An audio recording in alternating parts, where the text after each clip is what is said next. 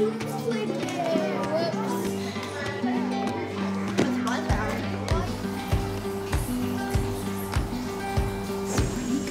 to see you.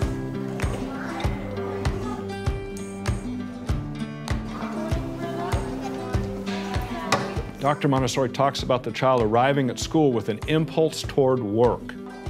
If we do a gathering in the beginning, we steal that impulse toward work. So the children should arrive at school, come into the classroom, and go to work.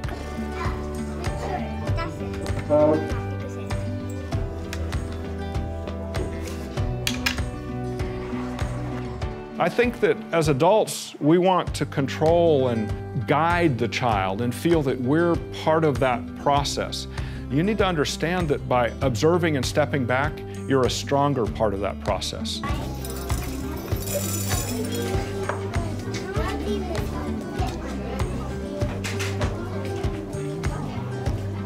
It's a wonderful saying that says, if you hear something, maybe you forget. If you look at it, maybe you will remember, but if you do it, you learn it. So it becomes meaningful. So every presentation is a meaningful presentation. I have 5 sticks right here, and Jack, could you put all 5 together? Do you know how to do that? I think so. And that's exactly what happens with the children. With the children, they have to be the ones to say, aha, I understand. So that's why it's so important that the teacher follows the child, but does not teach the child. There's a huge difference between teaching and leading. We are leading the child, but in reality, it is the child. It is the work of the child. It's really key that you invest yourself in an understanding about the materials, and it's not a hurry through or a checklist. Oh, I presented everything to every child. That's not the way. The way is to make a presentation, fade away, sit and observe, and don't hurry that child along. There's a lot of time if we really have a true 3-hour work period for these children where they can focus their attention and choose what they want to work with. But if we interrupt, then we take away that impulse toward work. If I can give up all of those pressures from outside and work with this group of 30 children today in a timeless, uninterrupted process, those children will blossom in front of you.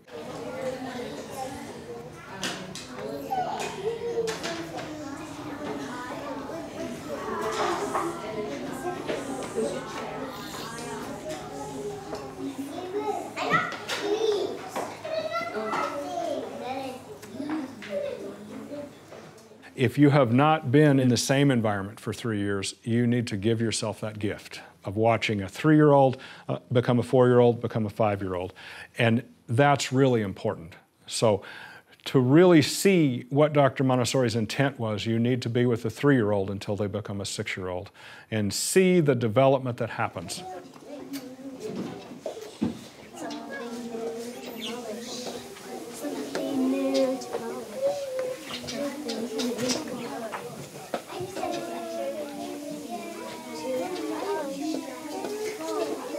We follow the natural development of the child. You know, we all know the famous Montessori quote, "We are ordering the mind through practical life." We're talking about sequencing, moving from spooning and pouring to polishing to table scrubbing. You have, 10 to 12 steps in a process. That's critical thinking, logical thought process. So being able to start at an early childhood level with 3- and 4-year-olds to help them develop these cognitive skills that are going to allow them to continue on and have the ability, or better ability, to be able to understand larger processes, how we apply these processes, how we connect them and integrate them. That's what's expected today in the modern world, and that's exactly what Montessori's been doing for over 100 years. Montessori was such a genius back in 1907 when she noticed the beauty of having multi-aged groups. Unless we have the mixed ages of children, we have an environment where all information is being given by the teacher. By having the multi-aged groupings, we set up all of the situations where the children really are able to learn from other children. The older children are able to give presentations and lessons to younger children or to help younger children to show them things, which really solidifies their knowledge and their understanding. Because if you can show someone else how to do something, you've really understood it yourself. In the Montessori environment, we have a social microcosm here. We have 3-year-olds and 4-year-olds and 5-year-olds. And so they learn about this social interaction that happens. So everyone learns to be helpful to each other. We all need to live peacefully in society, and we need to have limits set and then be true to those limits. And then we can have true freedom because we know what the limits are. It's not tyranny, it's freedom within limits. And we all function in society that way. The 3-year-old comes in tremendously self-centered. That's what they're about, nature's intent there. And over this time of learning control and coordination through the exercises of practical life and learning aspects of the environment through the work with the sensorial material, the child starts to see, and because they see 4-year-olds and 5-year-olds in this process, they start to do things now not only for themselves, like learning to button their shirt or to tie their shoes or something. They now start to arrange flowers to embellish the environment because everybody likes to see that. So practical life meets both of those needs in the child, the self and the society aspect of things. So it's like grace and courtesy. Grace is about graciousness within ourselves, and courtesy is how I extend myself to others. In the primary class, the child is in a place, in an environment, where they initiate their own activity almost exclusively. I want to do this. I'm going to do it. And then they go do it. That's why all things are on a tray, that nobody else can take off the things. It's all prepared for them so that then when they take it, they can actually do it independently without anybody else. So they learn how to do this in primary. They develop the skill to know I can do it. What is the development of the second plane is to take the I can do it and translate it to the I can help us to do it. We will do it together, and I have my role. So without that primary preparation of I can do it, you don't feel confident in that group. Earth is a crowded place, and it's getting more crowded all the time.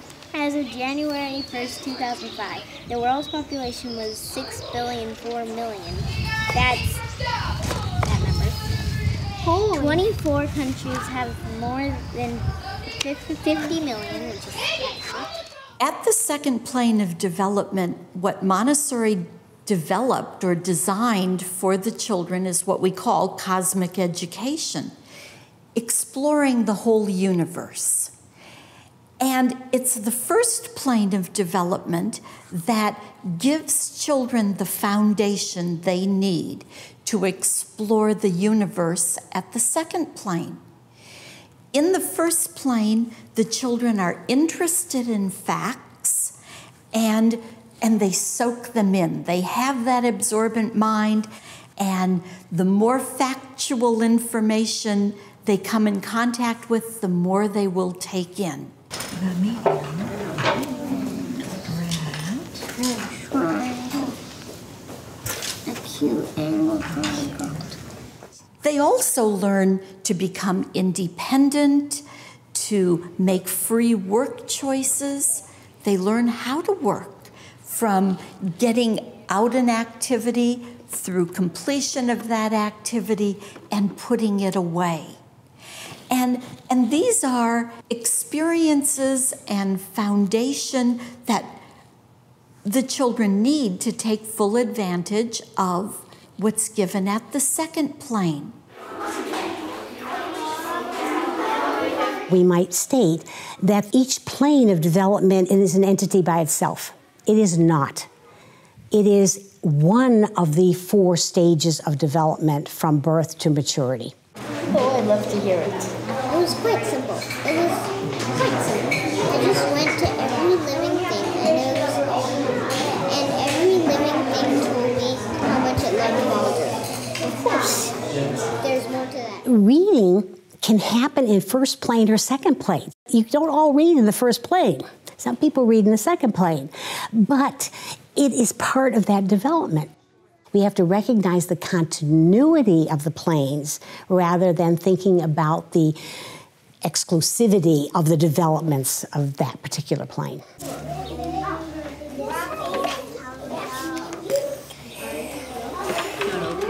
If you have this idea that you're giving a child opportunities for repetition, if you're consistent in your approach and you've developed interest in the child. Anyone who's walked into a directress doing a silent presentation of folding napkins will recognize here is the development of interest on the part of the child in the bond between the guide and the child, and in the recognition that there's a way to do something, and there's a wonderment about it, there's a simplicity about it, and that the child is able to then do that on his or her own to perfection, has got to lead to the development of a confident, skillful child. And as this moves into the more academic materials, that confidence will stay. The peace of the environment will stay. The consistency will stay. And the interest and the motivation will stay. 1, 2, 3, 4, 5. 1, 2, 3, 4, 5, 6. 1, 2, 3, 4, 5, 6, 7, 8.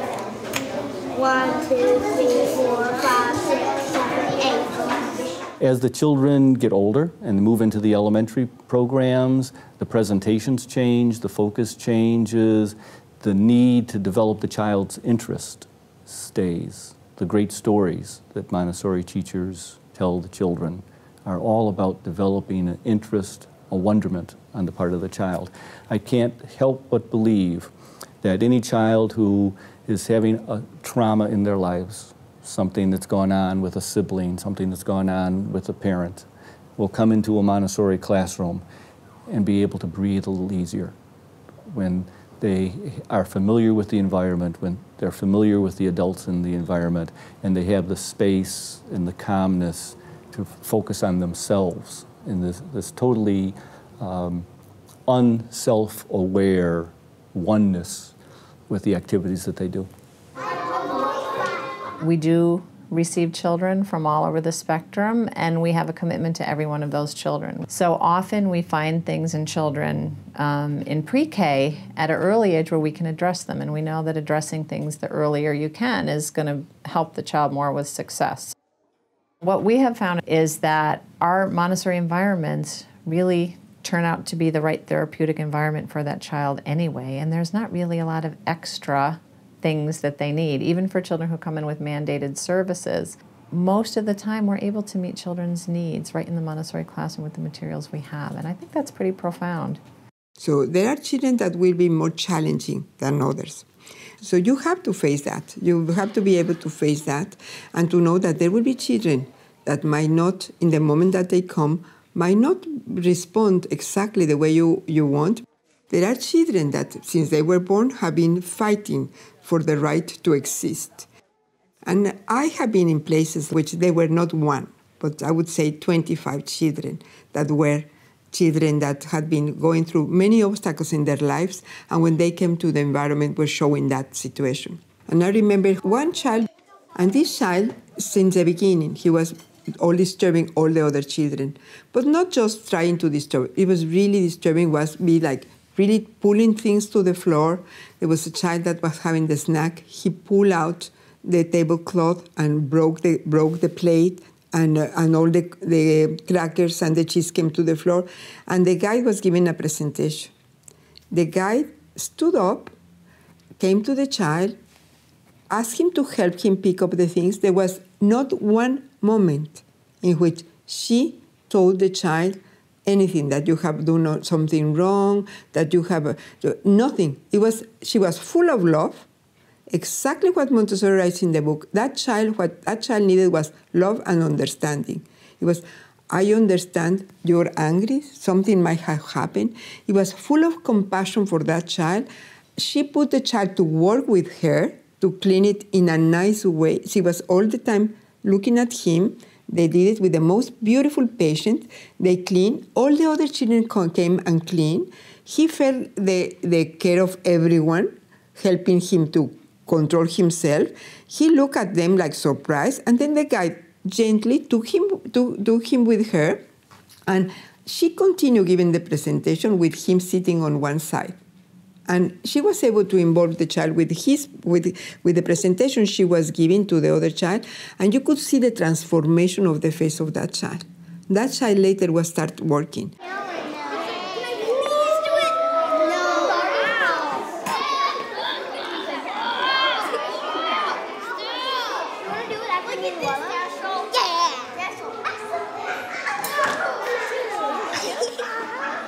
My goal is for the children to be independent, for them to be redirected back to the environment of the classroom, which is their environment, really. We're, in a way, guests in it. I did notice that you and Dashiell were kind of playing around and not working very well. We were just laughing at my son. Yeah. I did ask Dashiell to come move by me because it looks like you guys were having trouble doing your work together. But then you realized that I was not comfortable with him being far away. Well, I realized you weren't comfortable with him having the book, but I saw that you were still working on your poster and he was using the book. And then when I looked up, it was gone, and then I saw him, and then I took it back. Okay, yes, you took it back. And then he took it back, and then I took it back. Yeah, you were taking it back and forth. So what do you think we could do next time so that that doesn't happen? Let it stay where it was. Let it stay where it was? Or if he takes it, what could you do? Tell you. You could come tell me? Or you could have a conversation with Dashiell, right? Instead of just taking it from Dashiell? I just said, you know what I said? What did you say? Can you do that? Don't ever take it away from me. And then he just ignored me. You felt like he ignored you? Oh. Yeah. What can you do when you feel like someone's ignoring you? Talk. You can come talk to me, and we can help figure it out together? Does that sound like a plan? Okay. Would you like to do that now, or would you like to just go and work with your poster? You want to go talk to Dashiell and work it out? Okay, do you feel like your body is calm so that we can do that? Okay.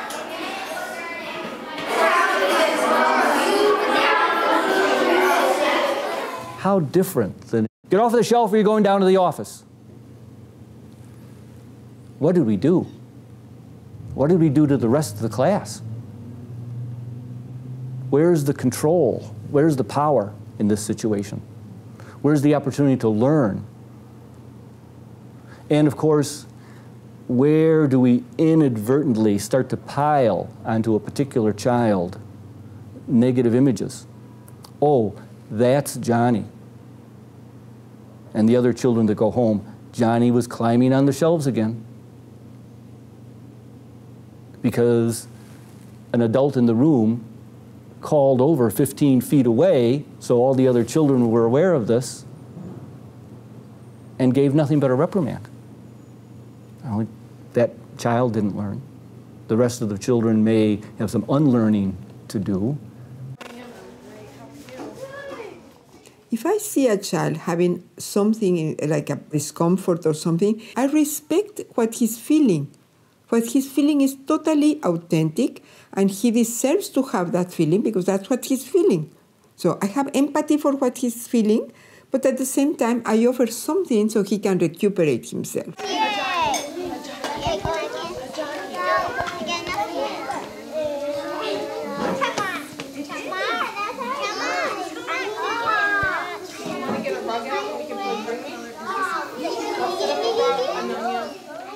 Children are extremely, extremely sensitive, even from birth. What they need is, instead of reacting and punish and be separated, is with love, involve them in work.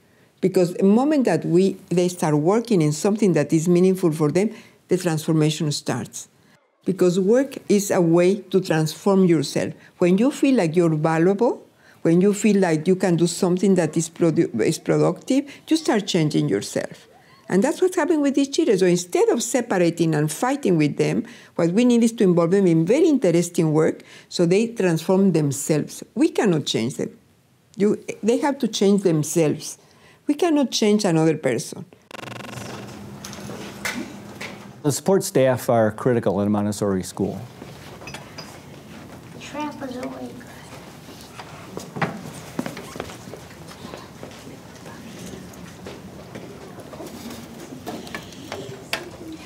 Whether it's the individual who assists a teacher in a classroom, to those working in the office, to those who help out with the management of the facilities, I feel that every adult in the building needs to approach every child in the building in the same fashion, and that every child can gain from every adult. That being said, there is a very real set of expectations on adults, and Montessori teachers live and breathe by those expectations.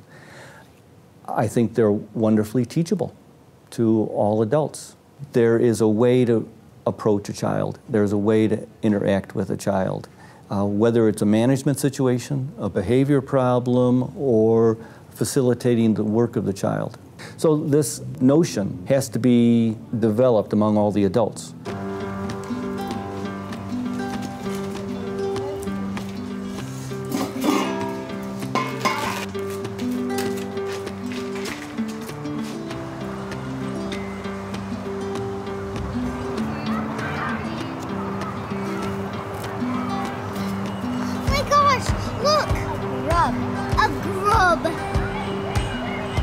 It's sleeping.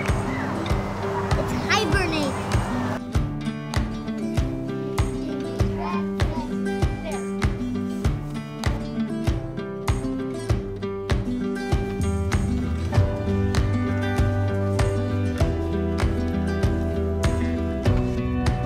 The way I look at it is each individual child has a potential.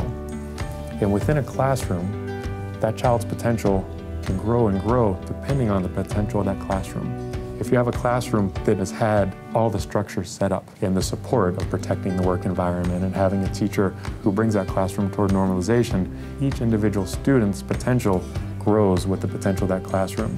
And as an administrator, I've noticed, not even just with the classrooms, but the school community themselves, the more you involve the parents, the more you involve the community members in the district, when that community develops even stronger, that raises the potential of the whole community.